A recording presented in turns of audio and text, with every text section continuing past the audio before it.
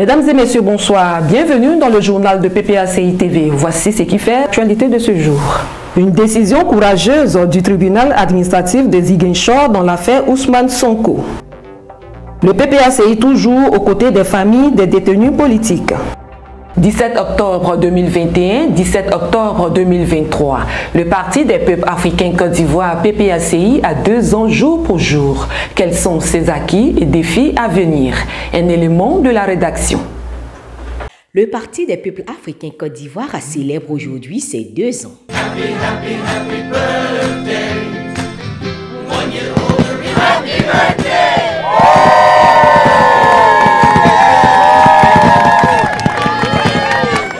De retour le 17 juin 2021, Laurent Gbagbo décide de contourner le caillou Pascal Affi-N'Guessan qui empêchait son ancien parti, le Front populaire ivoirien, de correctement fonctionner. Ainsi, le 17 octobre 2021, le Parti des peuples africains Côte d'Ivoire voit le jour après un congrès constitutif de 2 jours au Sofitel Hôtel Ivoire d'Abidjan. Un parti panafricain, un parti souverainiste, un parti démocratique dont le président est le président Laurent Gbagbo. De cette création, Hubert Oulaye en est le président exécutif et Damana Adia-Pikassa le secrétaire général. Le PPACI est constitué de plusieurs organes et commissions. Sur le terrain, le PPACI est un parti fort qui s'impose dans la sphère politique ivoirienne. À son actif, 18 députés ainsi que 6 maires, des conseillers municipaux et régionaux issus des dernières élections locales. Implanter le parti partout en Côte d'Ivoire est l'objectif premier. S'implanter et s'enraciner du sud au nord, de l'est à l'ouest, en passant par le centre est le leitmotiv du PPACI. Préparer 2025 dans un climat de paix et de réconciliation passe nécessairement par la réinscription du président Laurent Gbagbo sur la liste électorale.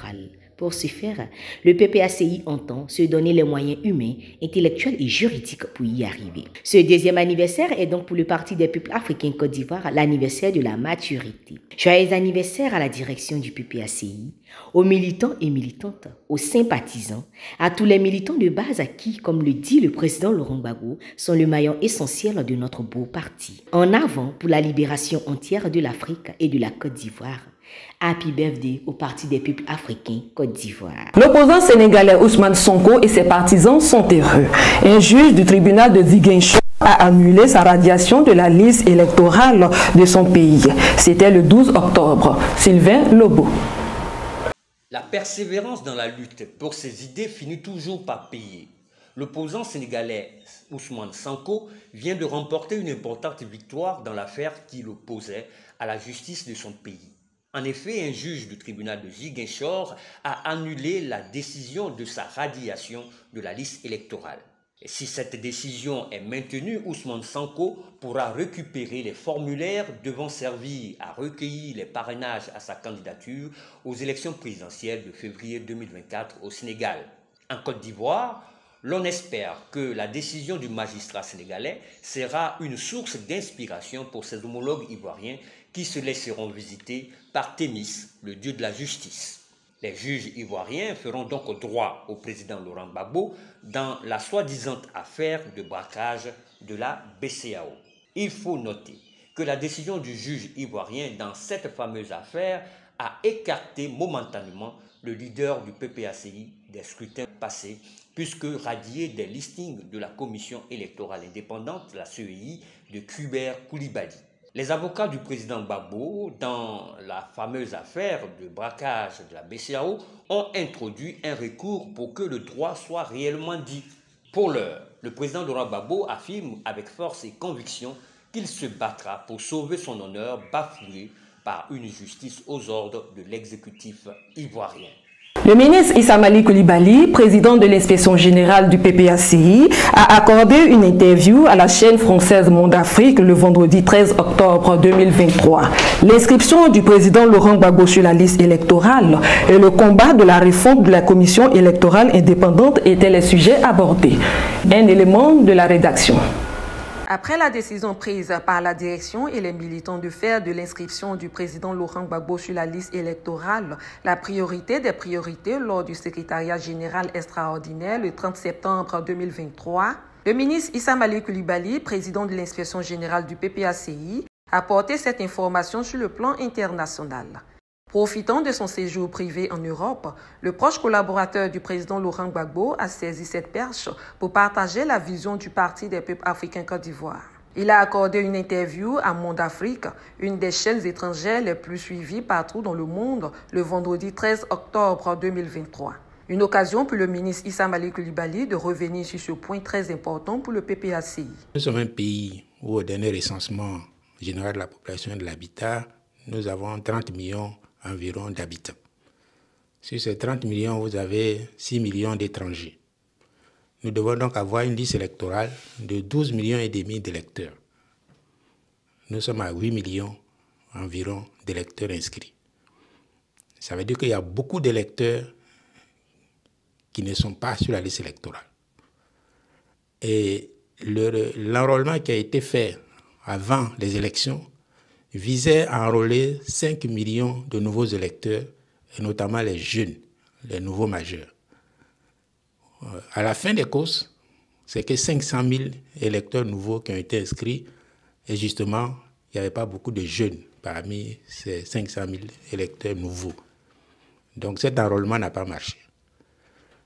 Et autre élément, nous avons, avant le scrutin, à travers la structure de surveillance des fraudes que le PPACI a mise en place sur les orientations du président Laurent Gbagbo, que nous appelons SAFE, nous avons identifié et documenté l'existence sur la liste électorale provisoire d'au moins 2 500 000 électeurs. Donc 2 500 000 électeurs qui ne devraient pas être sur cette liste électorale et qui y sont. Et malgré nos réclamations, ces personnes sont restées sur la liste électorale. Et autant il y a des personnes qui sont sur la liste électorale et qui ne doivent pas y être, autant vous avez des personnes qui devraient absolument et impérativement y être et qui n'y sont pas. Et en tête de ces personnes-là, de ces personnalités-là, vous avez le président Laurent Gbagbo. C'est incompréhensible et c'est inacceptable qu'après avoir été président de la République de Côte d'Ivoire pendant une dizaine d'années, après avoir créé un parti politique qui a eu le récépissé du ministère de l'Intérieur, donc après avoir produit des documents, y compris le casier judiciaire, c'est incompréhensible que le président Laurent Gbagbo ne soit pas sur la liste électorale. Et son inscription sur la liste électorale sera à l'agenda, en haut de l'agenda que le PPACI mettra en œuvre dans les prochains jours. Aussi, s'est-il exprimé sur le combat du PPACI sur la refonte totale de la commission électorale indépendante. Le président de l'inspection générale du PPACI se veut plus clair. Nous ne comptons pas aller aux élections 2025 avec cette liste électorale-là. À l'évidence, comme vous avez dit, les mêmes causes produiront les mêmes effets. Nous avons donc décidé, en plus de l'inscription du président Laurent Gbagbo sur la liste électorale, de nous battre de façon démocratique pour que la liste électorale soit une liste consensuelle, une liste où tous les Ivoiriens en âge de voter qui se sont enrôlés y sont, et une liste sur laquelle des personnes qui ne doivent pas y être n'y sont pas. Nous pensons que c'est un gage d'abord de démocratie, d'élections apaisées et de résultats acceptés par tous les partis politiques. La Côte d'Ivoire a besoin d'une nouvelle espérance. Et ça, nous l'avons ressenti lorsque nous avons parlé avec les populations lors de la dernière campagne électorale. Les Ivoiriens ont besoin d'un nouveau rêve. Et les Ivoiriens sont en attente d'une alternance démocratique. Et cette alternance démocratique, c'est elle que le président Gbagbo Laurent et le PPACI proposent à la Côte d'Ivoire. Cette alternance est proposée autour du président Laurent Gbagbo lui-même, qui est certes pas encore sur la liste électorale, mais qui a dit qu'il était un soldat lorsqu'il est revenu d'exil. Il a dit également lors du congrès constitutif du PPACI qu'il était un soldat à la disposition du parti. Il a dit récemment au secrétaire général extraordinaire qu'il a convoqué et présidé qu'il était un soldat à la disposition du parti. Et c'est ce soldat-là que nous allons encore envoyer en mission en 2025, parce que c'est la volonté du parti, c'est la volonté des militants du parti. Malgré l'ouverture de l'audiovisuel en Côte d'Ivoire depuis quelques années, ces chaînes, peu importe les directeurs, sont partisanes du RHDP. Le Parti des peuples africains Côte d'Ivoire ne peut donc pas aborder ces questions cruciales sur ces différentes chaînes dites indépendantes où l'on voit sur les plateaux de télévision les invités le plus souvent acquis à la cause du pouvoir en place.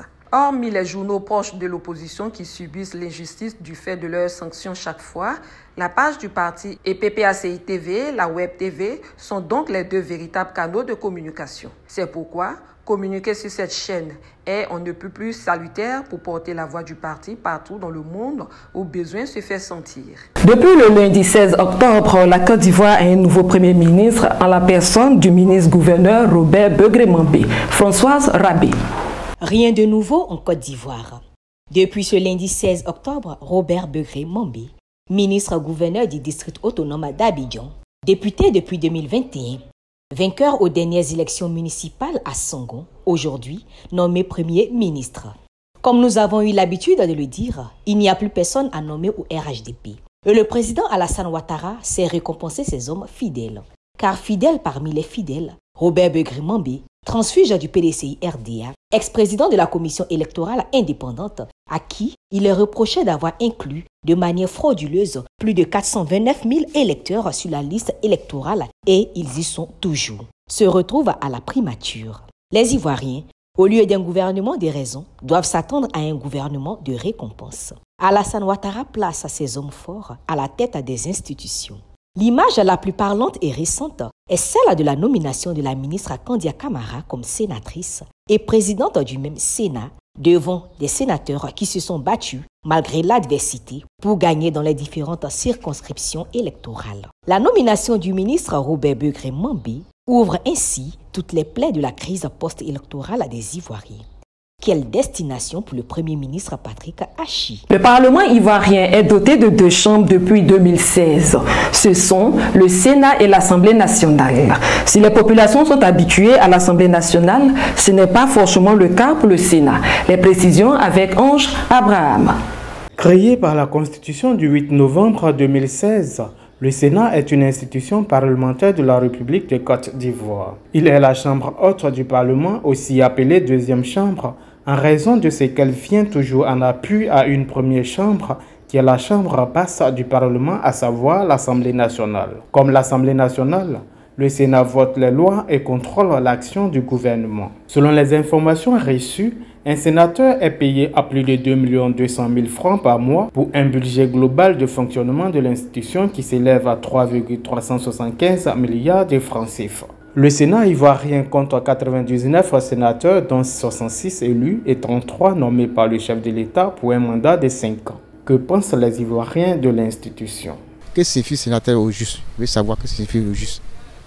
Parce que vraiment, en tout cas, je comprends. Moi, c'est ma première fois depuis 2016, avec le sénateur, bon, je ne comprends pas comment ça se passe. Si on nomme les gens, bon, il y a d'autres qu'on nomme, il y a d'autres qu'on vote.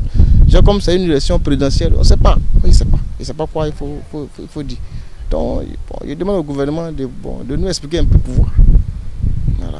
Aujourd'hui, avec, je dirais, tout ce que nous voyons comme, je dirais, la cherté de la vie, mon avis, je me dis qu'il est subjectif. Moi, je me dis que le Sénat aujourd'hui n'avait pas sa place parce que déjà, les lois sont votées à l'Assemblée nationale. Avec la pléiade de parlementaires que nous avons, cette chambre-là aurait suffi pour ma part à pouvoir bien évidemment juger tout ce qui est loi, tout ce qui est arrêté présidentiel ou encore qui concerne la Côte d'Ivoire. Donc pour moi, le Sénat, c'est quelque chose en plus qui vient, je ne dirais pas budgétivore, mais qui va sans doute ne pas arranger la majorité des Ivoiriens. Concernant le Sénat ivoirien, selon moi, franchement, sincèrement dit, ça n'a pas d'importance parce que nous sommes dans un pays qui n'a pas besoin franchement de sénateurs parce qu'au juste même, on ne sait pas ils jouent quel rôle, ils sont votés par qui, ils ne sont pas connus par la population, on ne sait pas au juste même ils font quoi, ils apportent quoi dans le pays.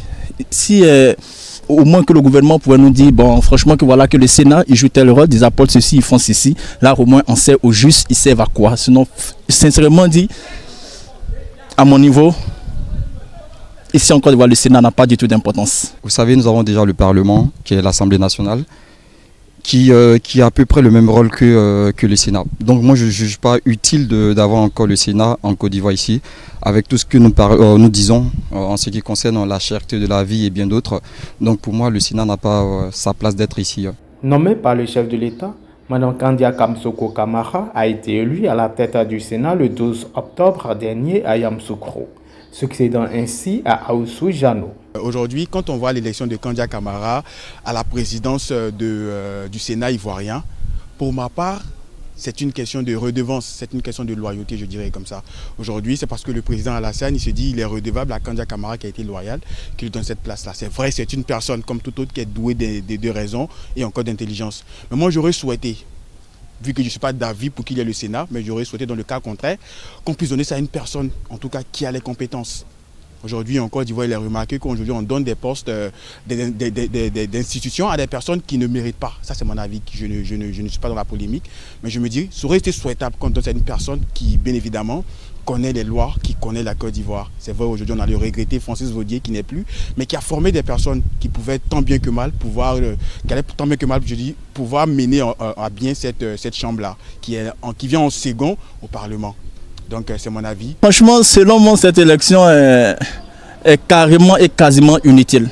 Ouais, franchement, là, faut pas je mentir dessus, c'est complètement inutile puisque c'est elle-même qui a été la candidate. Donc je peux dire que c'est un truc qui a été fait entre eux. Donc ils seuls savent exactement pourquoi est-ce qu'elle est élue. Nous avons vu qu'il y a assez de cumul de postes. Voilà, en ce qui concerne les ministres, les députés, les maires et autres. Donc je pense que elle n'a pas à être au Sénat. Voilà, sincèrement, c'est mon avis, elle n'a pas à être au Sénat. On pouvait prendre quelqu'un d'autre. Durant ces 2 dernières décennies, la Côte d'Ivoire est passée maître dans la prolifération des institutions budgétivores qui parfois sont à la limite improductives. Et ce, malgré le contexte de la cherté de la vie. Sûrement que les priorités du pouvoir se trouvent ailleurs. Le Parti des peuples africains Côte d'Ivoire multiplie les actions en faveur des détenus politiques et leurs familles.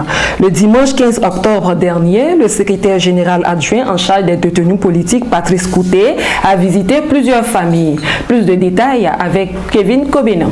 C'est accompagné de la secrétaire nationale technique, Martha Bessécon, ex-pensionnaire de la MACA, que le secrétaire général adjoint en charge des détenus politiques, Patrice Coutet, a rendu visite à plusieurs familles des détenus politiques dans différentes communes du district d'Abidjan. Cette visite intervient un peu plus d'une semaine après la cérémonie de remise de kits scolaires aux enfants des détenus politiques. Patrice Coutet a échangé avec ces familles qui lui ont fait part de leurs difficultés quotidiennes et celles à visiter leurs parents en prison. Au nom du président Laurent Gbagbo et de son épouse Nadia Nibamba, le SGA a traduit toute sa compassion aux familles avant de les rassurer quant aux dispositions prises par le PPACI pour la libération de leurs frères, leurs pères ou leurs conjoints. Aussi a-t-il invité les enfants des détenus à satisfaire leurs parents avec de bons résultats scolaires. Il leur a demandé de rester fiers de leurs géniteurs, emprisonnés que pour des raisons politiques. Une énième visite du Parti des peuples africains qui a apporté du réconfort aux familles.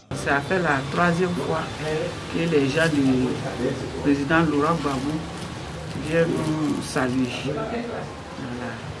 Il y avait Blaise Lams, ces groupes sont venus. Il y a une autre groupe encore qui sont passés. C'est la 3e fois. Monsieur Coutet. Je veux qu'ils reviennent à la maison, mais non beaucoup. Ils ont qu'à libérer tous les détenus politiques. En fin de journée, le secrétaire général adjoint en charge des détenus politiques a expliqué l'importance de cette visite. Il était donc important pour nous, pour venir rendre visite aux parents, aux enfants, de remercier et encourager l'épouse ou bien l'époux qui est là pour que les enfants ne dérivent pas. Parce que l'émiettement des familles est source de beaucoup de divisions, beaucoup de non-réussite. C'est pourquoi nous sommes venus aujourd'hui. Les jours qui suivent, nous allons continuer. Visite de compassion et de suivi d'évaluation pour les actes que Maman Nadi Adja Gbagbo a posés. C'était vraiment émouvant depuis le matin. Lorsque nous avons visité la toute première famille à Palmeraie, moi j'ai été très émue. D'abord, ce qui m'a réjoui, c'est le réconfort que cette famille-là, l'épouse et puis les enfants ont ressenti en nous voyant. Ils ont vu en nous des gens qui les soutiennent. Derrière, à travers nous, ils ont vu le président Laurent Gbagbo et son épouse et toute la famille politique PPACI qui ne les a pas abandonnés. On est allé à Yopougon, d'ACE. Là-bas, c'est encore plus émouvant parce que les enfants à bas âge. Quand ils nous ont vus, il y a une des petites là, à l'âge de 7 ans, qui s'est mise à l'écart à pleurer dès qu'elle a entendu le nom de son papa. C'est dire que vraiment, cette visite valait la peine. Elle en valait la peine parce que ça fait du bien à toutes ces familles-là. Ils sont plusieurs qui croupissent encore en prison. Certains pour avoir défendu leur pays et d'autres pour leur opinion. Leur libération est un autre combat que mène le président Laurent Gbagbo depuis son retour en Côte d'Ivoire. Ce journal vient de prendre fin. Merci de l'avoir suivi. Rendez-vous est pris pour un prochain numéro. Au revoir.